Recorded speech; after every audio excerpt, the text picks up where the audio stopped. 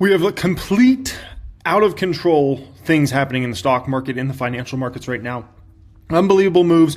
I'm recording a video on a Sunday night for a reason, and it's because things are out of control right now. We'll talk about what's going on here. I want to share my opinions and perspectives. I want to show you some very important things so you can understand what's going on and how things are going to trend from here, okay? Then I want to react to this video, Trump on the Iran war. This is very important to kind of understand the frame of thought here and how the market's going to take this. And after we get done going through that, we're going to talk about what stocks I'm going to be looking to buy tomorrow, given all the craziness going on. One thing all I need from you guys, if you don't mind, just smash that little like button for me. That would mean the world. I don't know if I'm gonna post this on the reaction channel, the main channel, but all I need from you guys, just smash that little like button for me, please. And because I'm doing you a Sunday night video. This is extremely rare here. Things got to be crazy, okay, for me to do this. Alrighty, so let's talk here. First off, listen, this is insane. Oil just hit $113. $113. I swear oil just a snap of fingers ago was like $60. And we're at 113. It's up 24% right now. This is completely out of control. We have Dow futures down big. I mean, if this holds, it's going to be down way more than this. Okay, if this holds. I think that's what the market's kind of waiting on. It's kind of like, is this going to hold? If this type of move holds and we see oil go way over 100 and especially above 110, what you're seeing now is going to be way more dramatic than this. Way bigger downward. I mean, what do we talk? Like, if this holds, how much do I think the Dow is going down tomorrow? I think probably 2,000 or 3,000 points. That's literally, if this holds, that's the big thing. If oil starts coming way down, next thing you know, it's like 99, 97 by the time market opens. It will still be big down day, but I don't think it'll be this dramatic. But I think if this holds, I wouldn't be surprised if the Dow's down 2,000 or 3,000 points tomorrow. But we'll see. We'll see what happens with that. In regards to Bitcoin, Ethereum, they're holding decent right now, but keep in mind, these have already been wrecked, right? Bitcoin's down like 50% from all-time highs. Ethereum's down way over 50% from all-time highs. So these have already been hit heavily, but I think they're actually holding decent, given the insanity that's going on out there. Brent's up 22% right now. Natural gas is also moving up big, almost 9% move there. I mean, this is just out of control. As far as gold goes, not a lot of, silver's kind of almost been more speculative recently, so gold's actually holding decent, I think, for right now. Now, I posted this. I said, oil prices continue to explode higher, increases the probability of more rate cuts this year, not decrease. Very few understand why. Let's see who can think several chess moves ahead. Now, if you're just thinking one chess move ahead, right? You say, okay, oil prices spiking huge. That caused inflation. That means CPI is going to be higher and it's going to feed into other things. That means the Federal Reserve can't lower rates, right? That means the Federal Reserve can't lower rates. If anything, they're going to have to raise rates because CPI is going to be higher. Maybe PPI even goes higher, those sorts of things, right? Listen, you got to think several chess moves ahead, right? So I posted this. This is on my X page. It's linked down there in the description. I might put it as a second pinned comment down there today if you want to follow me on X. It'll be right underneath it if you're looking to apply, join my private group. But I posted this. I said, 1, based on recent jobs report. By the way, that recent jobs report was rough. It was a rough rescue. Based on recent jobs report, a lot more worries about the economy. 2, oil prices going up a ton can hurt the economy more, right? Like, yeah, if everybody's paying $1 more for gas per gallon this week than they were last week, like, oh my gosh, like, no bueno, right? 3, that leads to more worries about the economy and could cause the Fed to lower faster than thought. By the Fed keeping rates high, it does nothing to bring down oil since it's a geopolitical issue, right? The Fed could raise rates a ton tomorrow, right? And it would do nothing to magically make oil price go down or something like that, right? So at the end of the day, this is out of the Federal Reserve's control. They can choose to hurt the economy more by keeping rates high during a time period where the economy, based on the latest jobs report at least, is looking a little iffy, right? And then you see some of these job cut numbers out of some of these companies and AI and all that. Gets a little scary. And then you got high rates and you got people getting sliced and diced by oil. It's no bueno. So my belief is, with this oil spike, I think it's actually increasing, not decreasing, the probability of Fed rate cuts, okay? And that goes against kind of conventional wisdom there, okay? All right, let's react to Trump here. And then after that, we're going to go ahead and talk about some stocks that I'm going to be looking at buying likely tomorrow morning. Very sad day. And glad we paid our respects. Tough It's a tough situation. Great people, great parents, wives, family, and a beautiful ceremony. I guess you got to see that, at least partially. Any questions? President Trump, did what you just witnessed make you think differently about going ahead with this war or even putting troops on the ground in the Middle East? We're winning the war by a lot. We've decimated their whole evil empire. It'll continue, I'm sure, for a little while. But very proud of the people, the parents. The parents were so proud of their boy, as they call him, my boy, in case the young lady. The parents are so proud. Many of them are military parents, as you know. So but it's always a very sad thing. The war itself is going unbelievably. It's as good as it can be. We have Pete here. Pete, and you have Steve Witkoff here. We have some additional questions. You're 1 week in now, sir. You're 1 week in at this point. How long? So, first off here, by Trump saying this is going, great, or whatever he's saying here, is basically trying to allude that, the war is going amazing. Listen, that leaves a door open to, if he wants to close this out in the next 1 to 2 weeks, he can play that game, right? Of like, hey, we're going great, we're obliterating them, we've almost won, we've almost got the job done of whatever we need to get done. So, declare victory in a week or two and then things simmer down, right? He's kind of putting those pieces in place, so that's just important to understand that from that first part. As of now, do you expect? Well, I think we've accomplished more in 1 week than anyone thought possible. We've wiped out their Navy, 44 ships. We've wiped out their Air Force, every plane. We've wiped out most of their missiles. You see, the missiles aren't coming much anymore. We've also hit their manufacturing areas where they make the missiles very hard. Their drone capacity is way down, and we've hurt them where it hurts, including about every form of leadership you can have. We've wiped out. You still expect up to 6 weeks? This is a continuation here of basically, putting him in position that if he wants to declare victory in a week or two, he can, right? Saying we wiped out this, we wiped out this, we wiped out leadership, those sorts of things.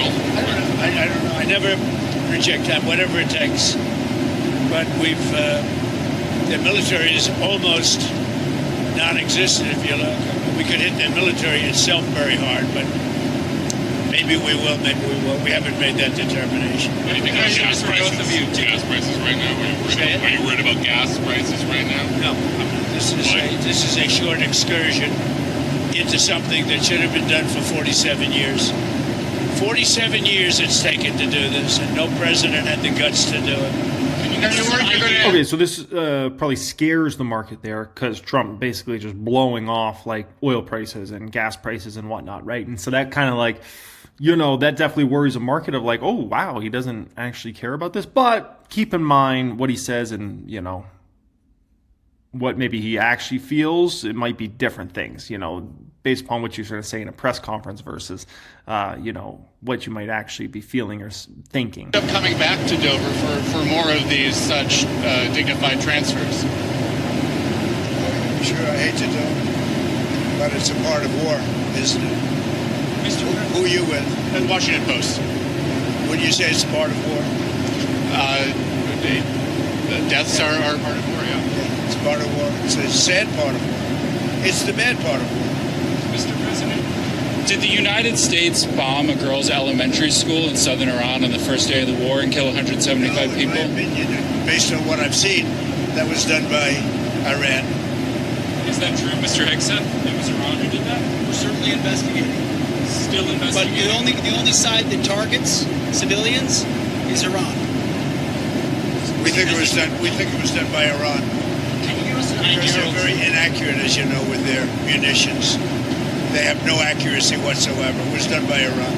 Can you give us an idea of what unconditional surrender looks like to you? I mean, what do you want from Iran? I said unconditional, not conditional. I said unconditional. It's where they cry uncle, or when they can't fight any longer, there's nobody around to cry uncle.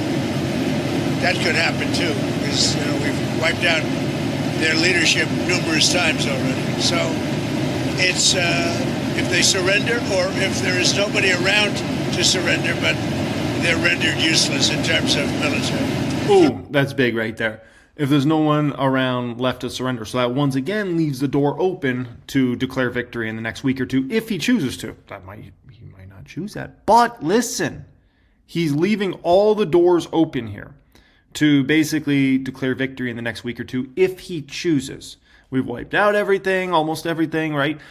We've wiped out their leadership. There might not be anybody left to even surrender. He's leaving the door open that if he chooses to declare victory in the next week or two, he could.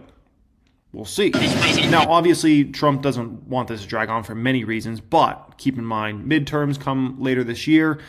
You want to try to clean up something like this as quickly as possible, have gas prices hopefully go back down after it ends, and those sorts of things. Peter asked you a question yesterday. You said it wasn't the right time in that event, but he was asking whether you have indications of whether Russia is supporting Iran somehow in this. No, I haven't had no indication of that whatsoever. If they are, they're not doing a very good job because Iran is not doing too well. What about the Strait of Hormuz? There's no traffic really going through it. Well, that's, the ship's choices, but we have it cleaned out. We've wiped out their Navy. The Navy is now at the bottom of the sea. So that's the choice. This is an excursion. We figured oil prices would go up, which they will.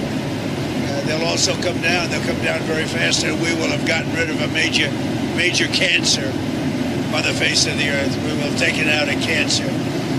Don't forget October 7th. Don't forget all of the things that have happened over the years, all caused by these people. So what we're doing is a great thing, not only for our country and not only for Israel, not only for the Middle East, but for the world. Secretary Bessent. So is Trump accurate here in saying oil prices will come down very rapidly? If victory is declared and if tensions calm down in the Middle East in general over the next few months, yeah, he's correct. Prices will come down quite substantially. But you gotta, simmer things down in a major way. Announced some moves to temporarily allow certain Russian oil sales to India. Are you considering any other moves, including the SPR? Well, if there were some, I would do it just to take a little of the pressure off. But I think that the oil pressure, but there's a lot of oil. We've got a lot of oil. Our country has a tremendous amount, and there's a lot of oil out there. That'll get healed very quickly. Would you consider using the SPR or tapping into the SPR at some point? Strategic reserve? Yeah. Well, I'm the one that built them up. Biden used them so that he could get some extra votes in the election. It turned out it wasn't even him that ran. It was Kamala. And she obviously didn't get any extra votes because we won in an absolute landslide. So he should have used it for that. He used it to I filled it up. And he brought it down to the lowest level it's ever been. We will start at the appropriate time, which is basically a gut instinct. We will start filling up these strategic reserves. What are the circumstances where you'd send in ground troops? How are you thinking about that? I don't even want to talk about it now. I mean, that's. I don't think it's an appropriate question. I'm not going to answer it. Could there be? Possibly, for very good reason. Have to be very good reason.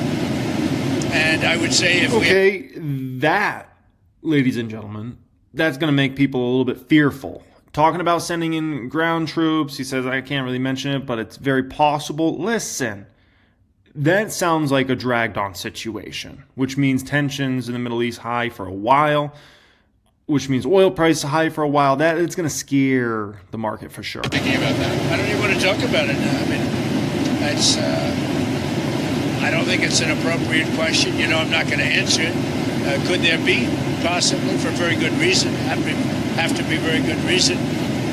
And I would say if we ever did that, they would be so decimated that they wouldn't be able to fight at the ground level. Are you thinking about the oil facility there? There's an oil facility kind of on the coast of Iran that could be secured by ground troops. There's been some speculation that could be a target. I don't know what the speculation is, but I certainly wouldn't be able to tell you that. I'd be in trouble with myself if I told you that. Mr. President, don't you need ground troops to secure the enriched uranium at the nuclear sites? We're going to find out about that. We haven't talked about it, but it was a total obliteration. They haven't been able to get to it. And at some point, maybe we will. That would be a great thing, but right now we're just decimating them. But we haven't gone after it, but something we could do later on. We wouldn't do it now. Maybe we'll do it later. said you want to be involved in the selection of the next leader of Iran. Can you talk to me? Well, because I don't want to just come back every 10 years, and mostly you'll have presidents, that won't do that because they don't get it. But we don't want to come back every 5 years or every 10 years and do this. So we want to pick a president that's not going to be leading their country into a war. Do you have any questions for Pete or Steve? Come on up. Mr. Wickoff, Steve, come on up. Mr. Wickoff, is there still space to do a deal with whatever is left of the Iranian government? I think there is. I think that's going to be up to the president. That's what I think. But they didn't seem to be very amenable in those first set of negotiations. You heard what I said. They said we have the inalienable right to enrich. They bragged about having 60% enriched fuel, enough for 11 bombs. And they told me and Jared, we're not going to give you diplomatically what you couldn't take militarily. So, I think they're going to need a change of attitude. What sort of thing do you want to see in a deal? I mean, do you think you have maximum negotiating leverage at this point? I think the president has proved that we have. Iran today accused the U.S. of A lot of negotiating leverage, maybe maximum, but we're not looking to settle. They'd like to settle. We're not looking to settle. Iran accused the British government has now offered use of the British government has offered use of some bases now, and you had previously said you were very disappointed in them. The 2 aircraft carriers. I mean, about British bases, they said. See my response that I just put out? I just put out a response. Give me the offer to send 2 aircraft carriers. Maybe, but they're not sure. I just put out a response to it. I said, we don't need them. It's not the right time. It would have been nice to have had them 2 weeks ago, but the response I put out, I think, says it very well for you. Iran today accused the U.S. of hitting a desalination plant in Iran, and they said that might open the door to other strikes on infrastructure, non-military. Allow us to also open the door to other strikes against them.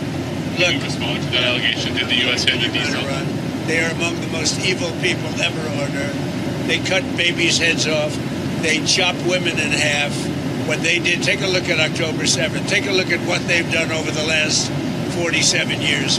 So I know nothing about a desalination plant other than to say if they're complaining about a desalination plant, we complain about the fact that they shouldn't be chopping babies' heads off, okay?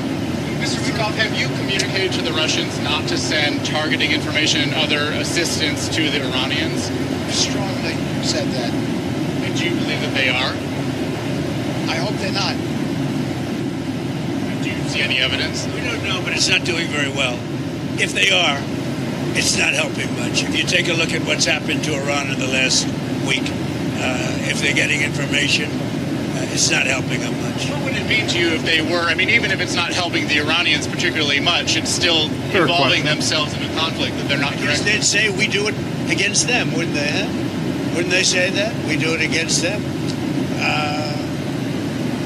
I don't know. Look, they can give all the information that they want, but the people they're sending it to are overwhelmed. Russia would be overwhelmed too. Anybody would be overwhelmed. We have the greatest military on earth, and I built it in my first term, and unfortunately, I'm forced to use it now. But when you look at what we did with Venezuela, when you look at what we did with the B-2 bombers, it was a very big moment because Iran was going to have a nuclear weapon within 2 or 3 weeks, and that stopped it, and it stopped it cold. And you ask about maybe going back and getting that, something could happen at the right time. Is Iran running out of missiles and drones, or do you expect those counterattacks to continue with that? Not only that, manufacturing capability also. We've hit the manufacturing very hard. They're at about 9% of what they sent out in the first 2 days, and we think that's because they don't have that much. We've knocked out about 70% of the launchers. The launchers are a big deal. Very hard to get, very expensive. You want to talk about leverage? with every passing day, we have more and more leverage because we have more and more capabilities. We're hitting them harder and harder, and they have less of an ability to defend themselves. So we're pressing the offensive every single day, creating all the leverage the president needs for the outcoming ones. So it sounds like you think they're running out of water, both of the drones and the missiles. When you look, I mean, they're sending in much less drones. They're being decimated. Now, you know, at some point, I don't think there'll be anybody left maybe to say we surrender, but they're being decimated. And when you look also, all of a sudden they apologize to the Middle Eastern states. So that it's, you know, and this is it's very important everyone understands this. By Trump continuing to mention there might be no one left to surrender, that gets him out of this like we're expecting an unconditional surrender. He can play the card if he wants of there's no one left to surrender, so it's basically an unconditional surrender, right? And so it's over, we're done, we're out of here, we finish this. If he wants to play that card, we'll see. I'm not going to predict whether he wants to play that card, but the setup is perfect. It's a perfect setup. Shot at him. I was very surprised to see they did that, but you mark that down as a victory for us and for the Middle Eastern states who are really friends of ours. But I guess they're not going to be shooting at them anymore. They apologized, and we'll see what happens. But that's a big loss. That's a surrender right there. I called it a surrender tonight. When they apologized and said they're not shooting at them anymore, that's really a surrender to those states and to us. Okay, anything else? Some Iranians are concerned that the Kurds will carve out kind of an autonomous region as they did in Syria and Iraq. We're not looking to the Kurds going in. We're very friendly with the Kurds, as you know, but we don't want to make the war any more complex than it already is. No. You've ruled that out? We don't want, I have ruled it out. I don't want the Kurds going in. I don't want to see the Kurds get hurt, get killed. We've had a good relation. They're willing to go in, but I've told them I don't want them to go in. Do you think the map of Iran will look the same? The war is complicated enough without getting the Kurds involved. And do you think the map of Iran looks the same after this is all done?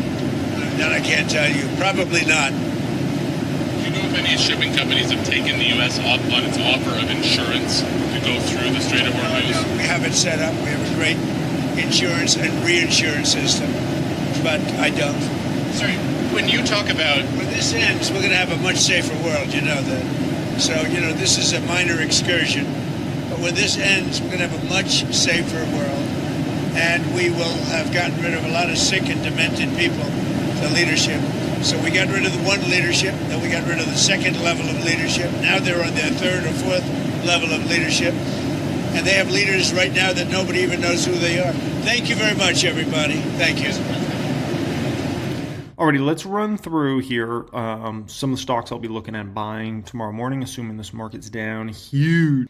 Alrighty, folks, so let's talk here. Okay, so Bath & Body Works, this is one I'm probably not going to start any new positions until April. So Bath & Body Works would be a new position for me. It's a very, very cheap stock, great company, going to thrive regardless of whatever happens here short term. Forward P is 7 on this stock. But like I said, I really don't want to start any new positions right now. In April, I likely will start new positions in certain companies. RH is another perfect example of, I just don't want to start new positions right now. I would assume if this market's down huge tomorrow, RH is probably touching 125.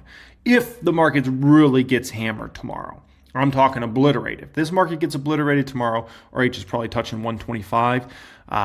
Yeah, I mean, these are very big things to, transport all around the world when it comes to their furniture, and oil price going up the way it is no bueno, right?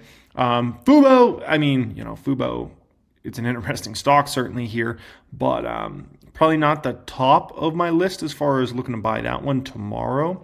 I do want to buy more Fubo, but not tomorrow necessarily. Robinhood, this is another one. I could buy it. I'm not interested yet in the hood. If this market continues to downtrend, which it could for a while, especially if this drags on and we have oil continue to be an issue, right? Robinhood earnings could start to get ugly. As the year ticks on, they could start to miss numbers. If crypto continues to be in trouble, Bitcoin, Ethereum specific, RH's earnings could fall apart toward the end of this year. So that was another one of those that I might eventually come to. Whirlpool, Perfect example of another stock I might start buying in April. Those are very big things, very big appliances to send all around the world, right? Not an ideal situation. Estee Lauder EL, I really like that one a lot. Anything under 100 is a great buy. That's a company I feel very comfortable in holding long term, right? As in like 5 years out, 7 years out, 10 years out. And anytime you get it under 100, steal deal for that stock. Amazon, amazing's on. Amazon's always a buy. I always say this with Amazon. It's a buy yesterday, it was a buy last week, it's a buy last month, it's a buy last year, it'll be a buy tomorrow, it'll be a buy next month, it'll be a buy a year from now. It's just one of those stocks you can always load up on.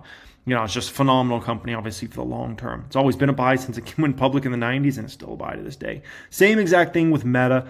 Meta's the same exact situation here, right? All those type of stocks are just, the big tech stocks, they haven't been able to get their mojo back. I think everybody's waiting to see if CapEx continues to go up for these sorts of companies. But these are great stocks to buy if you don't own them and you want to own some great companies for the long term. Some big techs, right?